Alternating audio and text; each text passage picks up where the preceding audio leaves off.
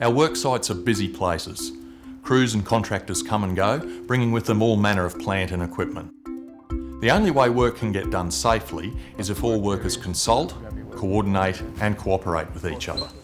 At any work site, everyone has a role in safety.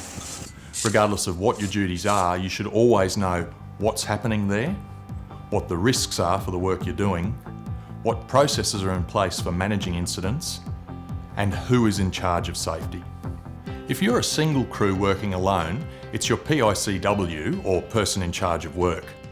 It's his or her responsibility to make sure you know what you'll be doing, where you'll be doing it, and how to do it safely.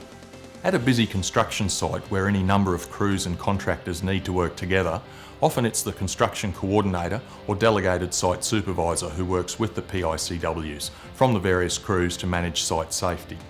But what about at a sub where two different crews need to access the same equipment? Or where a crew working on the same feeder could impact what you're doing? Or even where a contractor enters your work zone? In these situations, who is responsible for overseeing the safety of everyone there? Who makes sure all workers consult, coordinate and cooperate with each other? To help answer these questions, we'll visit 3 work sites.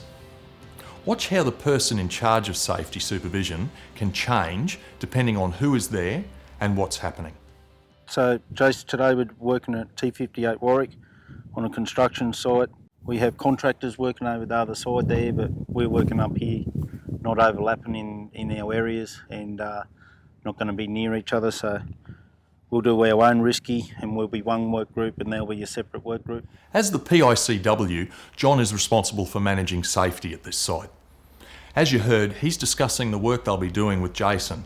A safe workplace is achieved when everyone involved in the work communicates with each other to identify hazards and risks, talks about any health and safety concerns, and works together to find solutions.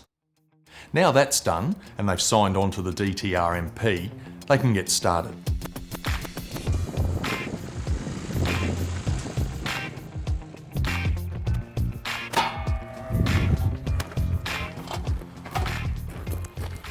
The more crews there are on a work site, the more potential for impacts between workers, so they'll need to discuss what work they'll be doing and where they need to do it.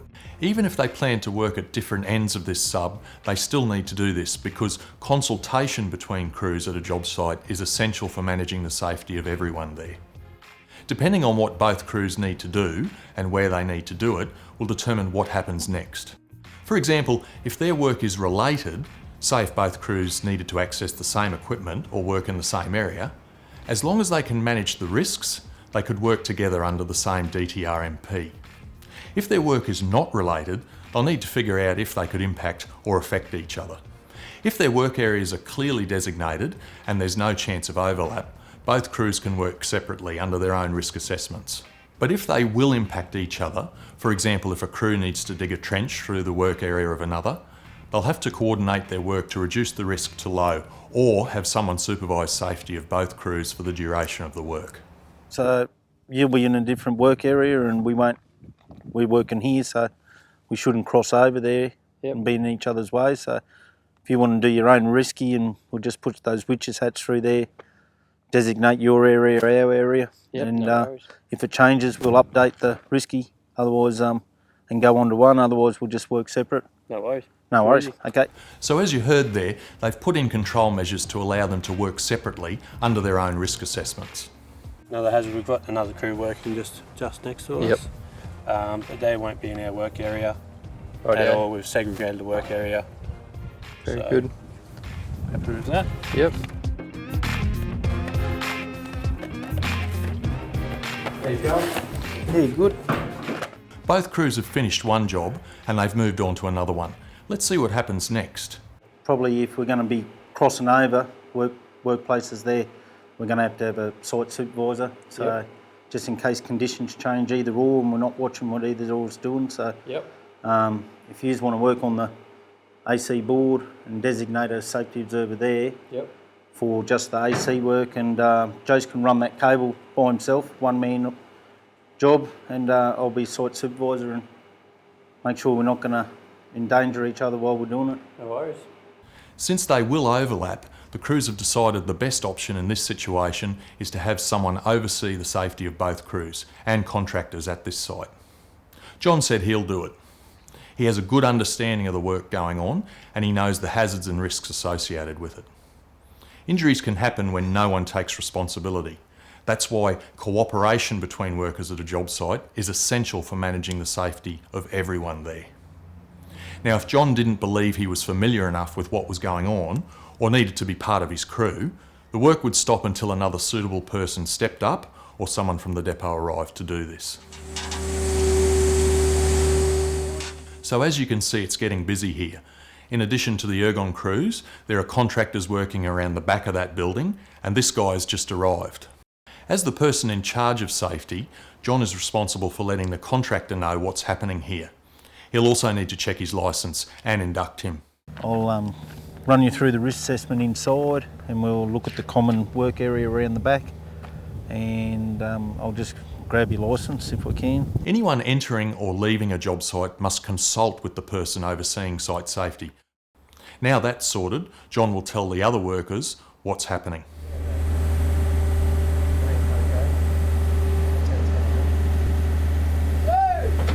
Stop!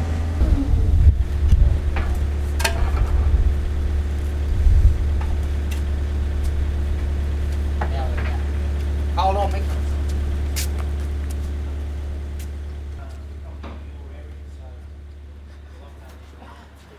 Oh, Down that cable, maybe the one that runs around the front there. Yep. The dead one.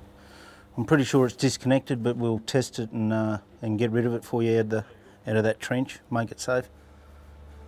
We'll update this risky. As you can see, the safety of all workers at this site is being supervised properly, thanks to John. Let's see what's happening somewhere else. We have a 66 kV line with 11 kV 064 running along it. We're getting rid of that, and we've moved the line over the other side of the road so that we can then energise that, and the live line don't have to worry about that 064 anymore. Jamie's coordinating this large outage, and he's brought in crews from the nearby depot to assist. You'll be then doing an arm change with a 64 arm. It is under a stay, which is why you've got two blokes there in the bucket to help you. He needs to make sure everyone involved knows what they'll be doing and where they'll be doing it before they go to the job site. When you get out there and set up your job site and have a look at the tasks, just do an individual DTRMP. While the crews are getting set up at their individual locations, Jamie's briefing the traffic control people. He's also organising access permits for the crews so they can get started. While they're waiting, each of the PICWs are briefing their workers about the hazards associated with the work they'll be doing. If you're happy with that, read the section 8 and the 14 and sign on. Work is underway, and so for things to run smoothly, Jamie must be available by phone or radio to answer questions as they come up and oversee crews along the entire work site. I'll get Les, once he's finished up there, I'm going to get him down here. Tranny pole, this LV, yeah, all this LV straight through to that. Yeah, receiving.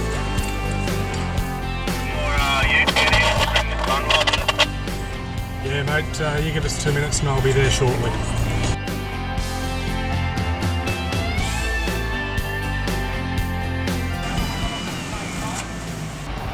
Yeah, Jamie from Ergon. Yeah. Okay, hang on, I'm just in the middle of an outage. I'll just find my EIC. As you heard, Jamie has to leave.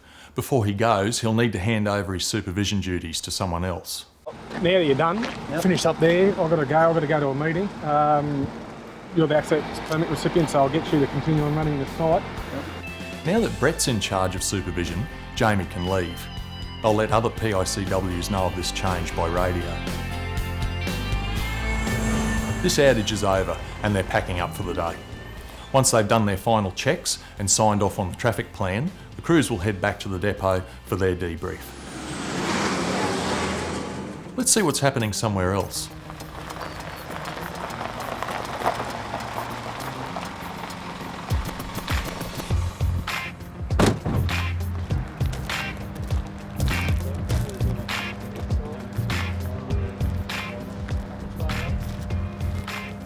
This is an Ergon substation, but right now Ergon is not the principal contractor.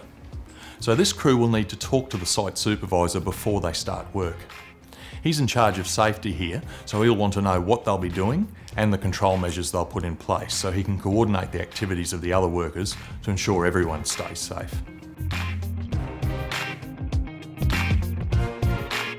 Okay guys, thanks very much for that. I'll ring Steve to let him know you're coming down to the substation. He'll go through the pre-start with you, the JCA, the swings, and show you any areas of concern that we're working on today, so you're safe.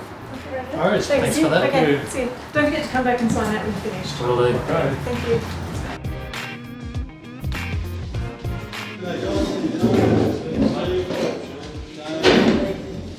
Good to meet you, mate. Alright, I'm the Site Supervisor here at South Toowoomba. Just coming here on site. So came to talk about what we're doing on the site today. We've got a few excavations and things out. Cooperation on a work site means responding to reasonable requests from the site supervisor to assist him in meeting his duties. Work can't start until the site supervisor says so, and if additional paperwork is required, crews can be refused entry onto the site until it is provided. As you learned, the level of safety supervision required at a work site depends on who is there and what work is being done. The more crews there are on a work site, the more potential for impacts between workers, so someone may be needed to oversee and manage those activities. That might seem like a lot of responsibility, but it's really not, because the PICWs of the individual work crews are still responsible for the health and safety of their own crews, and every worker on site is responsible to know what they are doing and how to do it safely. Safety is everyone's responsibility, and as long as we all consult, coordinate and cooperate, regardless of where you're working, we'll all go home safe. Thanks for watching.